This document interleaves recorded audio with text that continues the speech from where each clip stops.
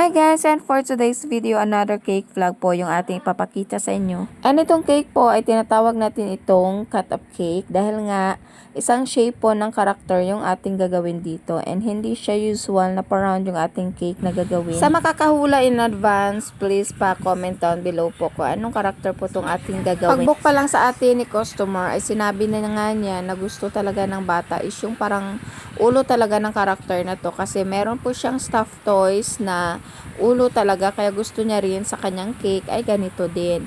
So ayan, ang ginawa ko dyan, nag-bake po ako ng isang rectangular na cake kasi wala naman tayong molder para sa karakter na yan. So ang ginawa ko ayun na nga, sa rectangular cake ako na sa rectangular baking pan po ako nag-bake. And then, kinat lang natin yung cake na shape ng ganyang karakter. And nung una nga, sapagkat ko palang struggle na tayo kasi kailangan, mas malaki pa kasi siya sa isang bond paper yung size nito. Kaya, pinag-connect ko lang po yung dalawang bond paper para po magkasya po yung ating drawing doon or yung ating cuttings or yung ating molder para i-cut natin dito sa ating cake.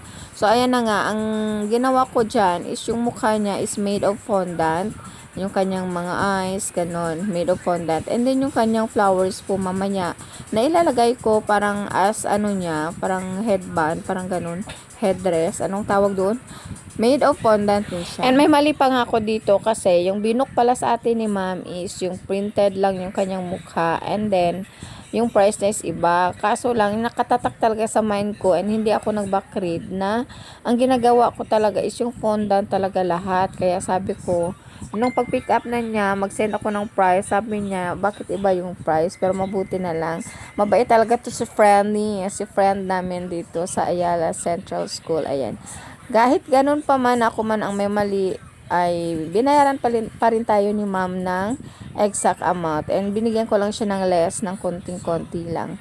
So ayan, pati ang name mali yan dyan siya guys. So mabuti na lang nung ginawa ko yung isang cake niya, dalawa kasi yung order niya nito. Sabi ko nung paggawa ko ng isang cake, sabi ko bakit pareho ang pangalan.